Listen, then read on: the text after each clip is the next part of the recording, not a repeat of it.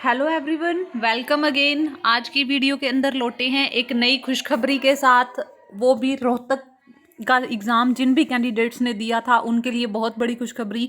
देखिए, हम time time पे आपको वीडियो देते आए हैं और आपको नोटिफिकेशन देते आए हैं कि इस टाइम पे आपका रिजल्ट आ जाएगा। तो देखिए, हमने बोला था कि विद इन 15 डेज़ आपका जो रिजल्ट है वो भी आ जाएगा और आपकी काउंसलिंग की जो प्रीवियस वीडियो बच्चों ने देखी है हमारी, उनको पता है कि हमने लास्ट वीडियो के अंदर उनको बताया था, स्पेशल वीडियो बनाई थी उनके लिए कि रिजल्ट कब आएगा।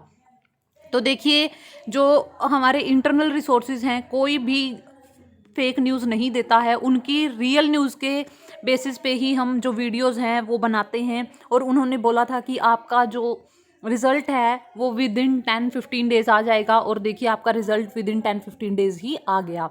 अब देखिए कौन कौन से ऐसे कैंडिडेट्स हैं, आज पूरा ये नोटिस आया है यूनिवर्सिटी से। देखिए, अगर इस नोटिस को हम पढ़ते हैं तो क्या क्या लिखा है, कौन कौन से हॉस्पिटल्स आपको अलॉट होंगे, बार बार में स्टूडेंट्स ये पूछ रहे हैं, कितनी कट ऑफ तक के बच्चे बुलाए जाएंगे, कितने कट ऑफ तक सिलेक्शन हो सकता है, और क्या प्रोसीजर रहेगा, कब किसको कहाँ जाना है, ये सारी की सारी जो इन्फॉर्मेशन है आपको इस वीडियो के अंदर दी जाएगी। तो एंड तक बने रहिए। चलिए दोस्तों, अगर अभी तक आपने हमारे चैनल को सब्सक्राइब नहीं किया है तो सब्सक्राइब ज़रूर कर लें, क्योंकि आगे भी आने वाली हर एक नोटिफिकेशन आपको हमारे चैनल पे सबसे पहले देखने को मिलेगी। तो चलिए डिस्कस करते हैं, आपके हर एक क्वेश्चन का जवाब दिया जाएगा यहाँ पे।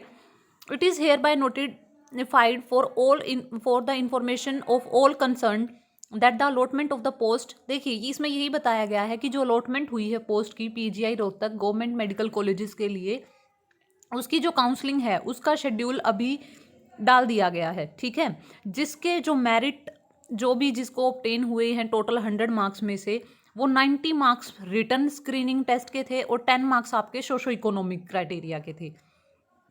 उसके बेसिस पे ही आपकी जो डॉक्यूमेंट वेरिफिकेशन है वो होगी। जो हुई थी आपकी डॉक्यूमेंट वेरिफिकेशन, जो काउंसलिंग है वो उसी ऑर्डर में कंडक्ट की जाएगी। जो भी एलिजिबल कैंडिडेट्स होंगे उनको बुलाया जाएगा for the post of staff nurse.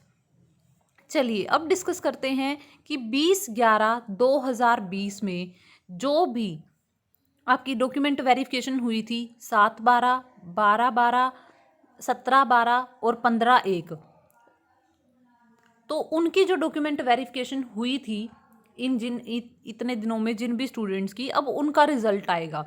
उनका रिजल्ट कब तक आएगा? 2 से 3 दिन के अंदर आपका जो रिजल्ट है वो फाइनल लिस्ट भी आपके सामने आ जाएगी। हम आपको बताएंगे कि कितने कासार हैं, कितने स्टूडेंट्स के और किस कट ऑफ तक। अब ये बताया है इन्होंने कि सबसे इंपॉर्टेंट बात जो आपको ध्यान रखने वाली है वो क्या है। देखिए, सबसे इंपॉर्टेंट बात जो आपको बिल्कुल ध्यान में रखनी है कि आप खुद जाएं अपनी काउंसलिंग में, किसी और रिलेटिव को ना भेजें। ठीक है, उसके बाद डिस्कस करते हैं हम नेक्स्ट क्या है कि 8 फैब को किसको जाना है। 8 फैब को कौन जाएगा? Physical handicap. 9 तारीख को किसने जाना है? SC, EWS, BCA, ESM, BCA, BCB, ESM, BCB, EWS को जाना है 10th को। तो यहाँ पे कैटेगरी वाइज इन्होंने बता दिया। The list of the candidate required to appear in the counselling on the above mention date shall be uploaded on the, जो आपका फाइनल लिस्ट है वो कब आ जाएगी? वो यूनिवर्सिटी की वेबसाइट पे आ जाएगी शॉर्टली, बहुत जल्दी ही। ठीक है, तो जो काउंसलिंग है for the post of lying vacant after, जो बाद में पोस्ट जो डेट बच जाएगी, वो वैकेंसीज जो हैं बाद में उसकी पूरी की पूरी जो इन्फॉर्मेशन है वो आपको दे दी जाएगी काउंसलिंग के बाद। तो देखिए, पहले मैं आपको बता दूं कि अभी एक लिस्ट आएगी, एक ही लिस्ट आएगी अभी। ठीक है, जिसके अंदर जो कैंडिडेट सेलेक्ट होंगे उनको बुलाया जाएगा। उसके बाद जो वैकेंट सीट बच जाएंगी बाद में जो कैंडिडेट्स हैं उनको बुलाया जाएगा। ठीक है, तो अभी जो काउंसलिंग है फॉर द पोस्ट ऑफ जो वैकेंट सीट्स हैं, ठीक है, कॉलेजेस के अंदर, उनके लिए आपको 8, 9 और 10 के अंदर आपकी जो काउंसलिंग है वो कर ली जाएगी। For this purpose the list of candidate will be uploaded. जो आपकी लिस्ट है वो इन्होंने बता दिया है कि 9 तारीख से पहले पहले आपको यूनिवर्सिटी पे डाल दी जाएगी। ठीक है, उसके बाद में देखिए the candidate are directed to report for the counselling in the administrative block. कहाँ जाना है आपको? शार्पली 9 AM आपको कहाँ पे जाना है? यूनिवर्सिटी के एडमिनिस्ट्रेटिव ब्लॉक पे जाना है। उसके बाद में टर्म्स एंड कंडीशन, जो टर्म्स और कंडीशंस इन्होंने बोला है क्या रही है, जो टर्म्स एंड कंडीशन है वो क्या है, जो 20/11 को आपका नोटिफिकेशन आया था उसके अकॉर्डिंग रहेंगी। वीडियोग्राफी होगी पूरी काउंसलिंग की, बायोमेट्रिक अटेंडेंस होगी कैंडिडेट की, कि आप ऐसे नहीं कर सकते, कुछ भी फेक नहीं चलेगा, पूरा वीडियोग्राफी होगी। उसके बाद में बायोमेट्रिक अटेंडेंस होगी। वैकेंसी की जो पोजीशन होगी वो पूरी डिस्प्ले की जाएगी प्रोजेक्टर पे। जो पहले भी काउंसलिंग में गए हैं रोहतक पीजीआई की, तो उनको पता है कि किस वजह से होती है, कि बाहर जो हॉल होता है उसके अंदर आप प्रोजेक्टर लगा होता है और उसके ऊपर जितनी भी शीट्स फिल होती हैं उसके ऊपर सारी शीट्स की इंफॉर्मेशन है वो वहाँ आपको प्रोवाइड करवाते हैं। Signature of each candidate with date exact time वो भी पोस्ट अलॉटमेंट शीट पे लिया जाएगा। और जो पोस्ट है will be offered to the candidate, वो आप अपनी चॉइस से नहीं ले सकते, वो आपको अपनी मेरिट के बेस पे मिलेगी। ठीक है, कोई भी जो भी आपको मेडिकल कॉलेज मिलेगा वो आपको अपनी चॉइस के अकॉर्डिंग नहीं, आपकी मेरिट के बेस पे मिलेगा। फिजिकल प्रेजेंस होना at the time of counselling आपका बहुत ज़्यादा ज़रूरी है। अगर कैंडिडेट फिजिकली प्रेजेंट नहीं है, उसका जो नाम है वो 3 बार अनाउंस किया जाएगा। Thereafter the post will be allocated to the next available candidate.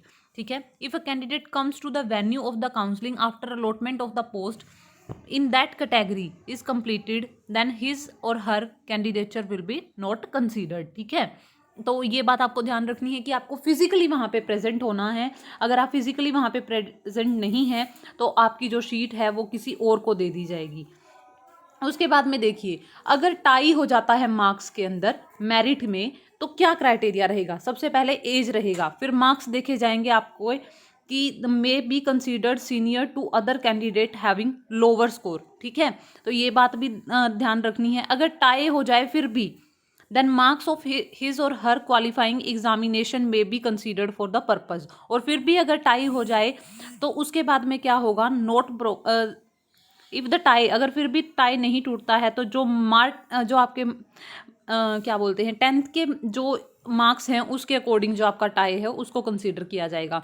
Staff as soon as the post of staff nurse for any category in government medical college are filled up the counselling for the category government medical college stand closed.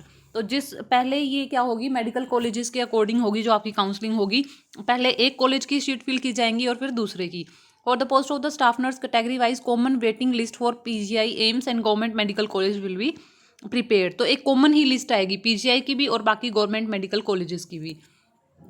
As already notified in the advertisement of selection list, category wise जो होगा वो आपको पहले ही advertisement में बता दिया गया है कि वो कैटेगरी वाइज आएगी। एक्सेप्ट सिर्फ पंडित BD शर्मा की नहीं आएगी। Shall be forwarded to the government to issue appointment letter to the selected candidates. Appointment letter to the candidates who have been selected for PGI, जो पीजीआई के लिए सिलेक्टेड होंगे, will issued by university. तो वो जो उनके जो letter होंगे अपॉइंटमेंट लेटर वो यूनिवर्सिटी के थ्रू भेजे जाएंगे।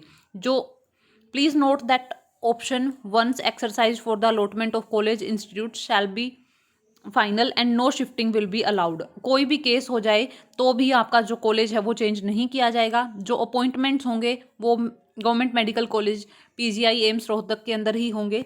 फाइनल आउटकम भी आपको वहीं पे मिलेगी।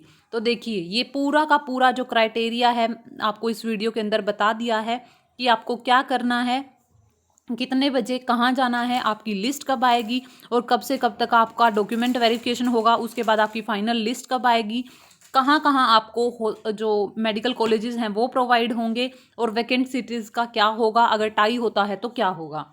पहले एज के बेसिस पे, फिर मार्क्स के बेसिस पे, फिर जो क्वालिफाई मार्क्स हैं एग्जामिनेशन में उसके बेसिस पे और फिर आपके 10th के बेसिस पे। तो देखिए इस वीडियो के अंदर आपको कंप्लीट इन्फॉर्मेशन दी गई है। अगर फिर भी आपका कोई डाउट रहता है तो थंबनेल में दिए गए नंबर से कॉन्टैक्ट करके आप फुल इन्फॉर्मेशन ले सकते हैं। तो बने रहिए कार्डियम नर्सिंग के साथ। Thank you.